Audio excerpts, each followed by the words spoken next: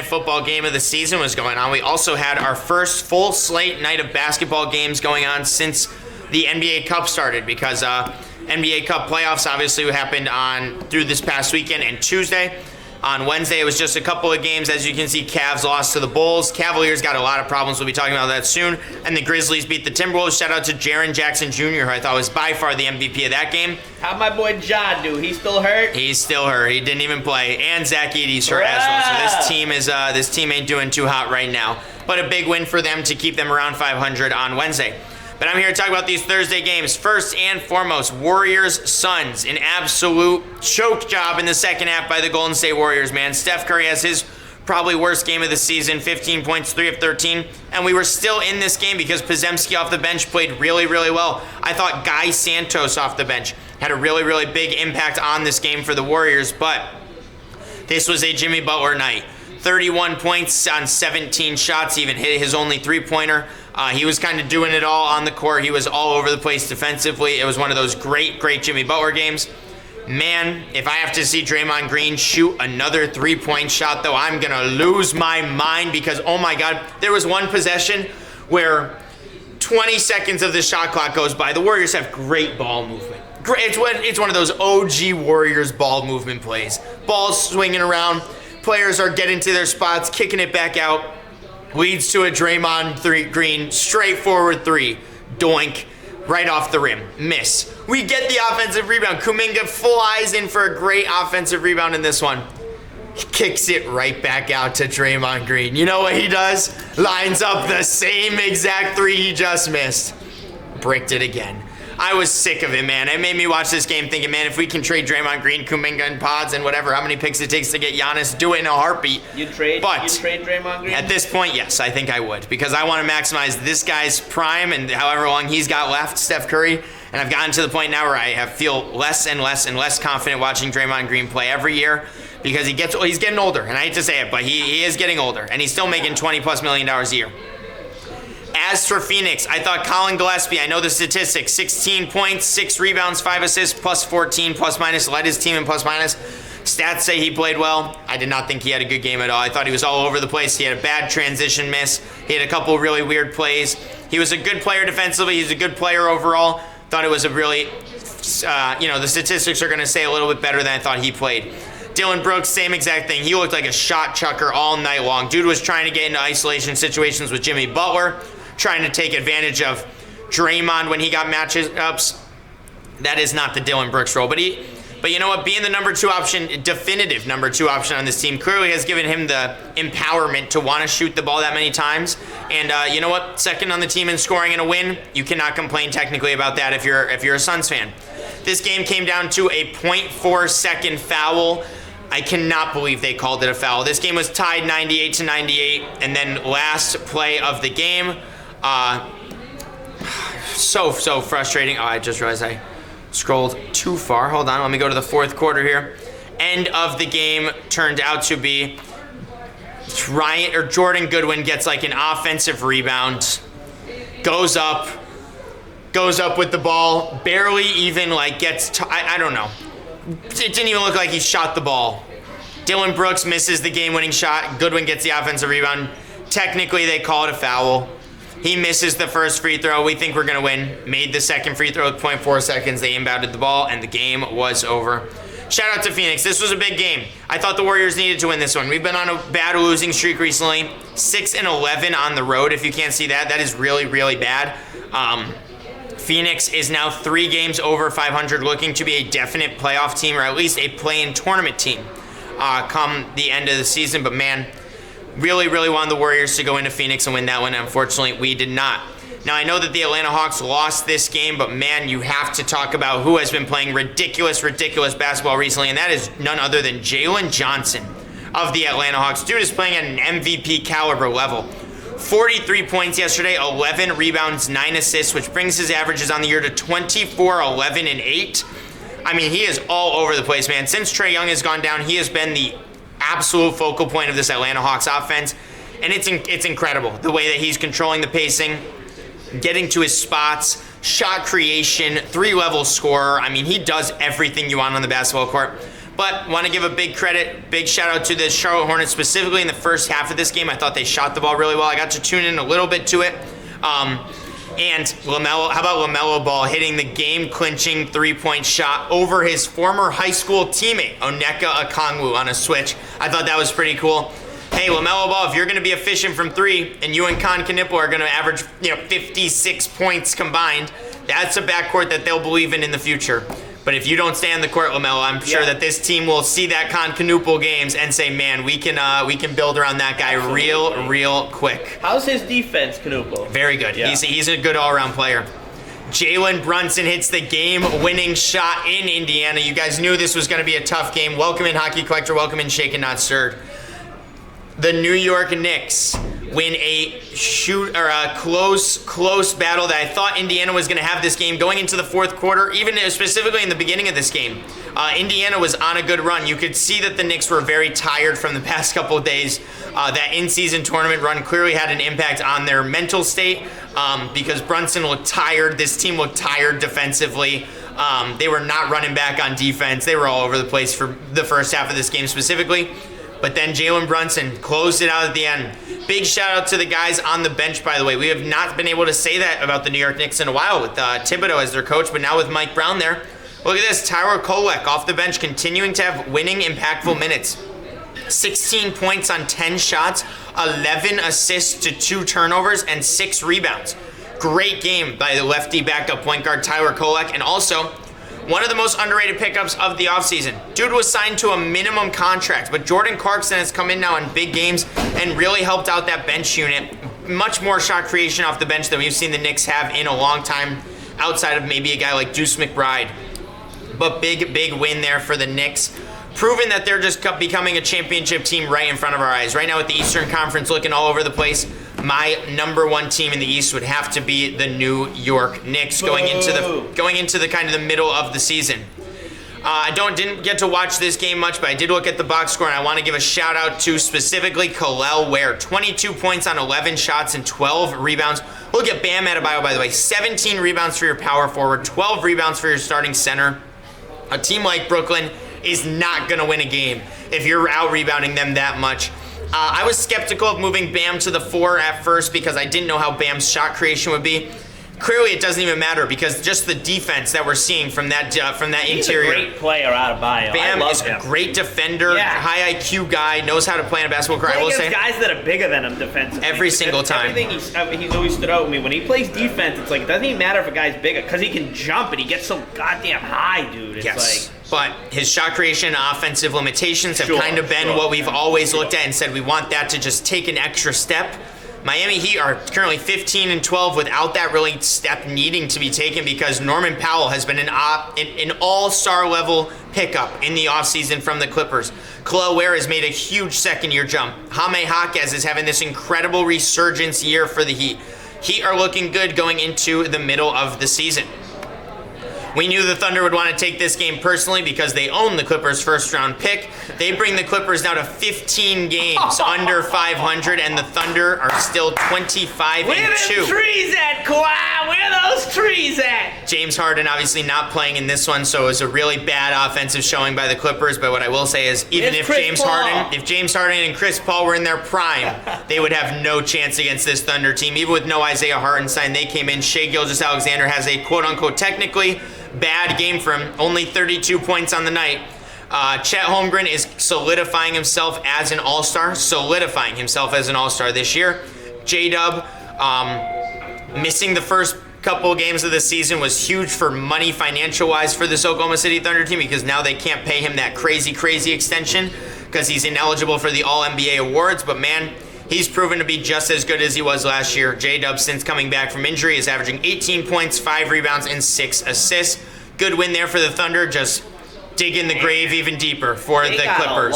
They're going to have a prime-time lottery. Now, granted, I've been saying for years I think the NBA lottery is rigged. The lottery selection, I think that's rigged, but regardless, they're going to have what? A top 8 pick at worst? Top 8 pick at worst, probably, yeah. It's going to be I'm so excited to see where the Clippers fall, how far they fall, to see what ends up happening with that pick because we're calling the Thunder a dynasty before like half their picks have even accumulated to players. So we got to see what happens with those Thunder picks. And this pick that's coming, this upcoming draft, this is still a result of the SGH. This is even more a result. Technically, they traded for Shea, J-Dub, and now this pick coming up. So that is, that is what it is. What went back to the Clippers on that side? Paul George. Oh my God. Yes. Oh my God. The Spurs win a 25-point blowout against the Washington Wizards with Wemby only playing 17 minutes in this one. All-time. The all-time. The worst trade. The single-handed worst trade in basketball. Wow. Yeah. But this was a game for the guards. Got to give a lot of credit to the guards here. Dylan Harper off the bench, 24 points on 9 of 13 shooting. Dude is a stud. No other way to put it now. Dude is just a plain old stud. I can start to understand why Spurs fans are starting to see Dylan Harper play basketball more and more and saying, maybe we don't need to go to the Giannis timeline because we have three of the best. Absolutely. We have three of the best guards in the NBA right now, and that's De'Aaron Fox. I know he struggled last night, but Stephon Castle and Dylan Harper is like the best trio of guards right now in any team in basketball. And that's with Wemby only playing 17 minutes, 15 points in a blowout win. But I do want to give credit where credit is due for Washington. I know they're terrible, 4-21, same amount of losses as the Clippers, by the way. But Alex Sarr coming back from injury, I'm very impressed with these two guys right here, Keyshawn George and Alex Sarr. I think they're going to be very big building blocks for this Wizards team. Interested to see the struggles from Bilal Coulibaly. I thought he was going to have a more prominent role on this team, but he's been struggling a little bit more than you'd like if you're a Wizards fan. All in all, though, this team ain't winning nothing. I would be throwing Trey Johnson in every single starting lineup if I was the Wizards over a guy like Bub Carrington, even over Bilal Coulibaly at this point. Keyshawn George would be my main building block with Alex Sarr and build around them. But right now, that Wizards team is just waiting for the offseason to get their draft pick. The Raptors go into Milwaukee. Obviously, no Giannis there, so a good win there for Toronto. One of those all-around games that you expect from Toronto. Expecting Scotty Barnes to be the number one, the only all-star for this team, with maybe Brandon Ingram getting some all-star considerations, but I do think the Raptors have an all-star this year, and that is all-defensive Scotty Barnes. Now, a lot of credit to Emmanuel Quickley. I've been on his case a lot this year just because I believe that this team has all the stuff all the package in the world to upgrade their point guard position. If they're not going to be playing Grady, if they're barely going to be playing Jacoby Walter, if Colin Murray-Boyles is going to be getting limited minutes, just get rid of these guys for a full healthy point guard that you really, really trust. But the Raptors, 6 games above 500, 28 games into the season, looking like one of those sneaky teams that's going to be a guaranteed playoff team in the East. Probably the most surprising game of the night. The Pelicans defeat the Rockets in an overtime win with Zion coming off the bench, Jordan Poole coming off the bench in favor of guys like Derek Queen, rookie starter who's been playing great, by the way. Derek Queen has been out of this world since basically the second week of the season. 16 points, 12 rebounds, only 3 assists. But a lot of credit to a guy that no one's been talking about, and I've been saying I don't understand why he's on the Pelicans when you could trade him to a team that could really use him. Sadiq Bey. Mr. I dropped 50 points in a game and haven't talked about basketball since. 29 points on... Dude was aggressive. Dude was rebounding the ball well. He was everywhere for this team. He's a good player, and a team that's been a disaster. I mean, still a disaster. He's one of those players that right after a game like this, you should be calling up teams like the Pistons, Eastern Conference contenders, and saying, give me just a late protected first-round pick for this guy, because he ain't making your team better. If anything, he's hurting your draft stock, which doesn't matter, I guess, technically, because you don't have your draft pick. So go trade guys like this. Another terrible. Go trade guys like this to get your draft capital back up. The Atlanta Hawks do, because they traded the Atlanta Hawks. There was a report actually that recently came out that the Pelicans didn't know what they were trading when they traded their unprotected first-round pick.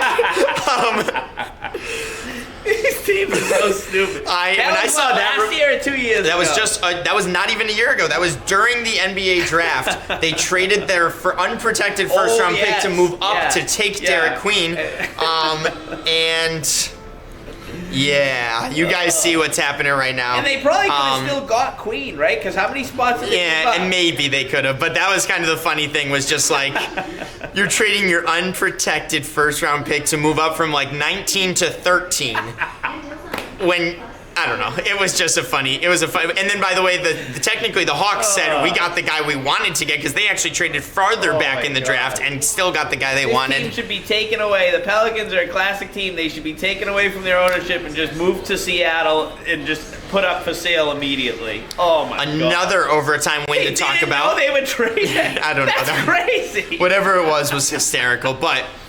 The Dallas Mavericks defeat the number 1 team in the Eastern Conference with Anthony Davis playing the full game. Cooper Flagg giving you 40 minutes. Was very impressed with this Dallas Mavericks. I got to watch the highlights of this one. Didn't watch the full game, but I got to see the highlights. Man, being 18 years old and putting up near 20-point triple-doubles on a couple nights in a row basis now, you can't tell me this guy isn't going to be one of the best players in basketball in the next 5 to 10 years because, oh my God, he is doing everything for this Mavericks team, carrying them. 18.6 rebounds, 4 assists, every single thing. I'm a Warriors fan, Hockey Collector, big Warriors fan. But was very impressed with the Dallas Mavericks all around here. Brandon Williams with a big game. Max Christie off the bench. But main thing I got to talk about, man, Cooper Flagg in the clutch was getting the ball, playing great. You want to see the Pistons win games like this, but I will continue saying it, man. Tobias Harris is not the answer. Ron Holland is not the answer. Javonte Green is not the answer. These guys off the bench. Tobias Harris didn't score 1 point? Not one single point. How much money does he make per year? Probably over 35, 40 That million is dollars. absolutely. I mean, to give you 13 points a game. I mean, no points in 18 minutes? Yeah, against a team that's 6 games under 500? Yeah.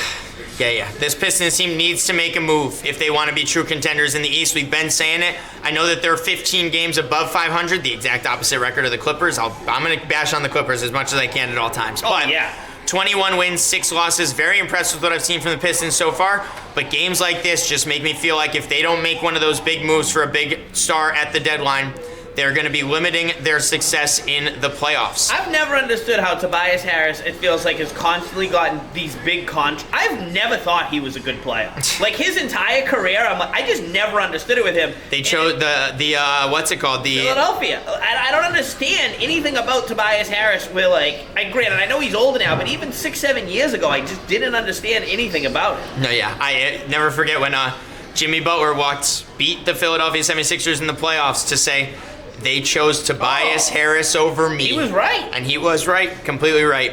In a battle of 2 star players in this one, Denver Nuggets take down the Orlando Magic in an 11-point victory. But Paolo's best game of the season, 26 points, 16 rebounds in this game, and 10 assists. Wendell Carter right next to him having a very good game.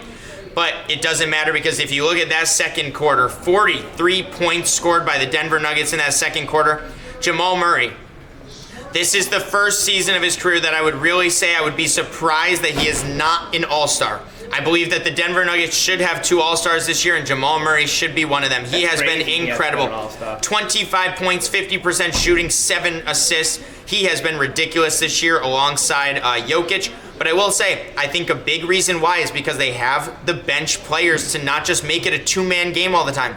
Teams like the Magic are a good defensive team. They can't just play the Jamal Murray and Jokic pick and roll anymore because they have guys like Tim Hardaway Jr. off the bench who's impactful. Jalen Pickett off the bench made a couple good threes. Jonas Valanciunas is the best backup center this Denver Nuggets team has ever had. They haven't had a bench since they won the championship. And even then you could say they barely had a bench when they did win the championship. It was just Bruce Brown, it felt like. Yes. Cam Johnson, by the way, has been very, very good. 19 points, 11 rebounds.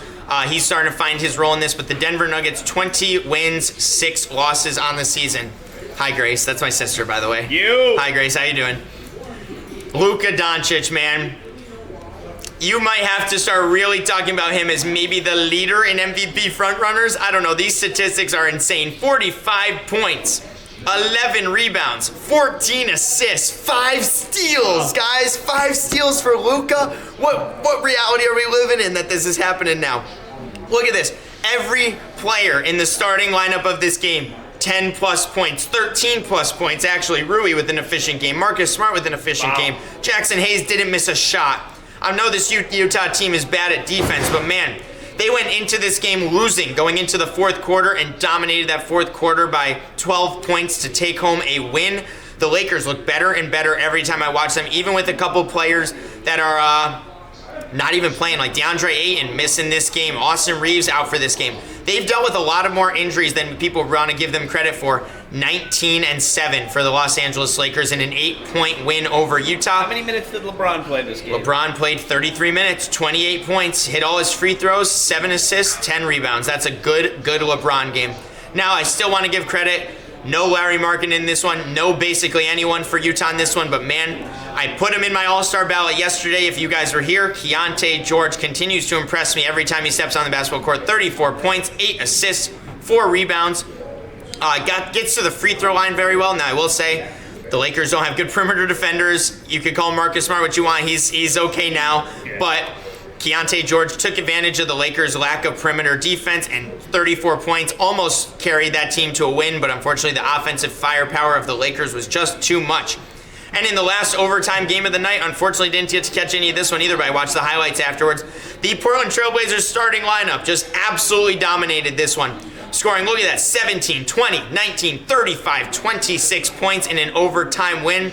But I do want to give a shout out to a couple guys here on Sacramento. Maxime Reynaud has been the starting center for this Kings team since Domantas Sabonis has gone down. I bet you no one could tell me basically anything about him. But man, 29 points yesterday, 11 rebounds. Dude can stretch the floor a little bit, hit his threes. Dude could hit his free throws. Dude's a good rebounder. He's one of those centers that you just love if you're the Kings because you don't have a lot of talent that you really believe in at that younger side. Dude's a big dude. He's like 7'1". He looks like he's 7'2", 7'3" out there. I can't lie. I remember him. Maxime Reynaud. I thought he was going to be like a German guy. Yeah, I remember. Solid guy. Yeah, he's been great. DeMar DeRozan is going to be one of those names that people talk about. DeMar DeRozan is going to be one of those guys people talk about around the trade deadline. Interested to see if DeMar has any trade input, possibly. But on top of that, man, just got to give a huge shout out to Portland Trailblazers. Westbrook fouled the last play or something like right around the end of the game. I saw the highlight of it. It was a weird foul by Russ that the Kings fans weren't happy about. But the Blazers hit their free throws at the end. And Denny Avdia, to me, is now becoming a guaranteed all-star in the Western Conference. 35 points, 5 rebounds, 5 assists in a big overtime win for Portland. Only bringing them a little bit closer to 500, but they need to make that play-in tournament if they're going to find any postseason success. What's tonight's NBA games? What am I going to watch tonight? Well, tonight you got a couple of good games. Heat Celtics, main one. We're looking at your Celtics on Amazon Prime, who we were talking about it earlier, has been incredible with their broadcasting this year. 76ers at the Knicks. Knicks, man, just are not catching a break. I can't lie on their schedule. They had to play the in-season tournament cup final. They had to play last night in a close one, and now they get the Sixers at home. That's part of the concern for the in-season tournament. Can't wait to see that one. You got Spurs playing another one, too, at the Hawks, which a little bit of draft implications there because there was a trade between those two teams. Bulls and Cavaliers. We got to see the Cavs step up tonight because they have been rough recently. Get in that game for $11. I wish that Anthony Edwards was playing in this one. I don't believe he is. Game time decision. I hope he does play, though, because we love to see Anthony Edwards versus Shai Gilgeous-Alexander. That's one of the most exciting parts of this little rivalry going on between the Thunder and the Timberwolves at 9:30 tonight.